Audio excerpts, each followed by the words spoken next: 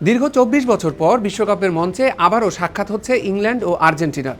আটলান্টার Mercedes bench স্টেডিয়ামে রাত ১টায় টুর্নামেন্টের সেমিফাইনালে বর্তমান চ্যাম্পিয়ন আর্জেন্টিনার মুখোমুখি হবে ১৯৬৬-র বিশ্ব চ্যাম্পিয়ন ইংল্যান্ড।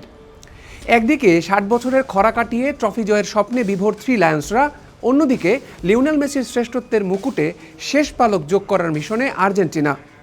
অনেকেই এই ম্যাচটিকে ফাইনালের আগে আসল ফাইনাল বলছেন, কিন্তু কেন? এটা কি কেবলই এজন্য যে নকআউট পর্বে সবচেয়ে কঠিন পরীক্ষার মধ্য দিয়ে আসতে হয়েছে ইংল্যান্ড ও আর্জেন্টিনাকে, নাকি এর পেছনে রয়েছে অন্য কোনো গল্প? চলুন আলোচনায় যাওয়া যাক। ফুটবল বিশ্বে ইংল্যান্ড আর্জেন্টিনা ম্যাচ মানে কেবলই ফুটবলের লড়াই নয়, মাঠের ফুটবলের সাথে মাঠের বাইরের আবেগ ও ভূ রাজনীতির এক জটিল মিশ্রণও রয়েছে এতে।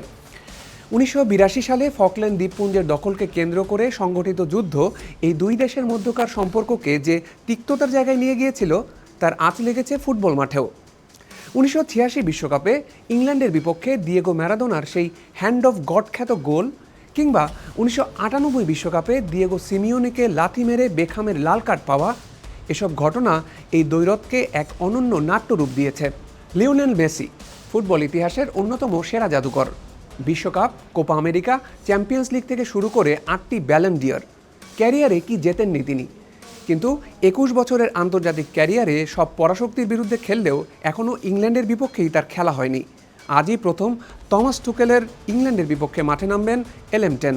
এবারের বিশ্বকাপে ৮ গোল নিয়ে গোল্ডেন বুটের দৌড়ে ফ্রান্সের কিলিয়ান এমবাপ্পের সাথে শীর্ষে আছেন ৩৯ বছর বয়সী মেসি। আর্জেন্টিনার লক্ষ্য ১৯৬২ সালের ব্রাজিলের পর এই প্রথম টানা দুবার বিশ্বকাপ ধরে রাখা। তবে নকআউট পর্বে আর্জেন্টিনার পথটা একেবারেই মসৃণ ছিল না। মিশরের বিপক্ষে ২-০ গোলে পিছিয়ে পড়ে ম্যাচের শেষ মুহূর্তে ৩ গোল করে জয় পায় স্কালোনির দল। এছাড়া কেপ ভার্দে ও সুইজারল্যান্ডকে হারাতে তাদেরকে অতিরিক্ত সময় পর্যন্ত খেলতে হয়েছে। তাই ইংল্যান্ডের বিপক্ষে দলের ক্লান্তি হতে পারে দুশ্চিন্তার কারণ। আলবি সেলেস্তেদের মূল শক্তি অবশ্যই ৩৯ বছর বয়সী লিওনেল মেসি এবং তাদের আক্রমণ ভাগ। যে কোনো মুহূর্তে ম্যাচের মোড় ঘুরিয়ে দেওয়ার দুর্দান্ত ক্ষমতা আছে এই দলটির। কিন্তু নকআউট পর্বে ধারাবাহিকতার অভাব তাদের বড় দুর্বলতার জায়গা। কেপ ভার্দে, মিশর কিংবা সুইজারল্যান্ড ৩ ম্যাচেই অপেক্ষাকৃত দুর্বল প্রতিপক্ষের বিরুদ্ধে তাদেরকে ভুগতে হয়েছে। বিশেষ করে প্রতিপক্ষ যদি মাঝমাঠ জমাট রেখে খেলে, তবে গোল বের করা যে আর্জেন্টিনার জন্য বেশ চ্যালেঞ্জিং একটি কাজ, তা স্পষ্ট হয়েছে নকআউটের এই ৩ ম্যাচে। দলের ক্লান্তি এবং মাঝে মধ্যেই রক্ষণভাগের খেই হারিয়ে ফেলা, এই বিষয়গুলো ভোগাতে পারে তাদেরকে ইংল্যান্ডের বিপক্ষে।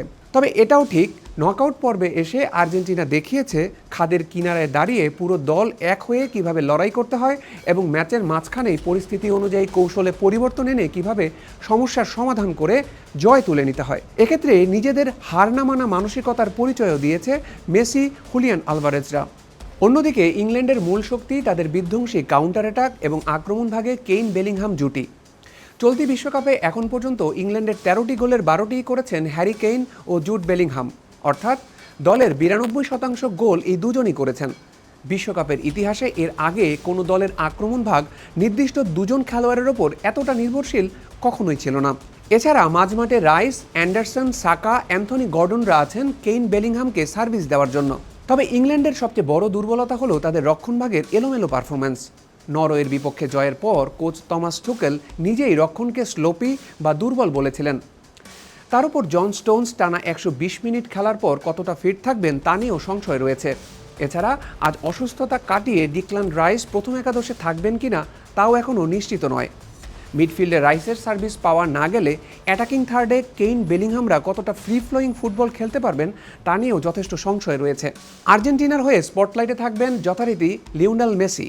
এই টুর্নামেন্টে এখন পর্যন্ত ৮টি গোল ও 2টি অ্যাসিস্ট রয়েছে তাকে সাহায্য করতে সদা প্রস্তুত থাকবে রদ্রিগো, এনসো, পারদেস, মলিনা, মন্তিয়েল ও হুলিয়ান আলভারেজরা। এছাড়া ইংলিশ ডিফেন্সের জন্য হুমকি হতে পারেন স্ট্রাইকার লাউতারো মার্টিনেজও।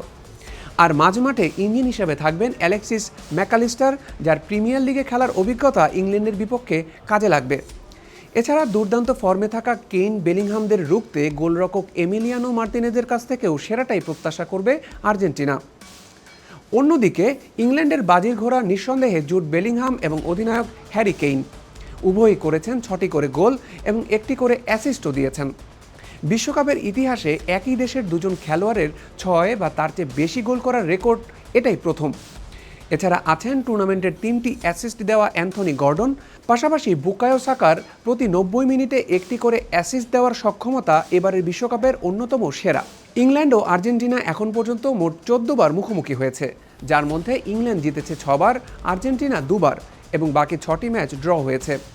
বিশ্বকাপের মঞ্চে এর আগে তারা মুখোমুখি হয়েছে 5 বার, সেখানেও 3-2 ব্যবধানে এগিয়ে ইংল্যান্ডই। এর মধ্যে আছে 1998 বিশ্বকাপের টাইব্রেকারে আর্জেন্টিনার সেই বিখ্যাত জয়, যেখানে দিয়েগো সিমিওনিকে লাথি মেরে লাল কার্ড দেখেছিলেন ডেভিড বেকহাম। তবে 2002 বিশ্বকাপে পেনাল্টি থেকে বেকহামের গোলেই 1-0 ব্যবধানে জিতেছিল থ্রি লায়ন্সরা। অর্থাৎ 1986 বিশ্বকাপের সেই আলোচিত ম্যাচের পর ইংল্যান্ড কখনো রেগুলেশন টাইমে আর্জেন্টিনার কাছে হারেনি। ইতিহাসের টানটান উত্তেজনা, ফকল্যান্ড যুদ্ধের স্মৃতি, মেসি হ্যারিকেইন দ্বৈরথ কিংবা পেনাল্টি বক্সে এমিলিয়ানো মার্তিনেজের মনস্তাত্ত্বিক খেলা, সব মিলিয়ে বিশ্বকাপের রোমাঞ্চ আর ফুটবলীয় শ্রেষ্ঠত্বের এক মহাকাব্যিক লড়াই দেখার অপেক্ষায় আছে ফুটবল বিশ্ব। প্রশ্ন হচ্ছে, হ্যারিকেইনের ইংল্যান্ডে কি যাবে ফাইনালে, নাকি রূপকথার শেষ অধ্যায়ে আরও এক ধাপ এগিয়ে যাবেন লিওনেল মেসি? উত্তরের জন্য অপেক্ষা আর মাত্র কয়েক ঘন্টার।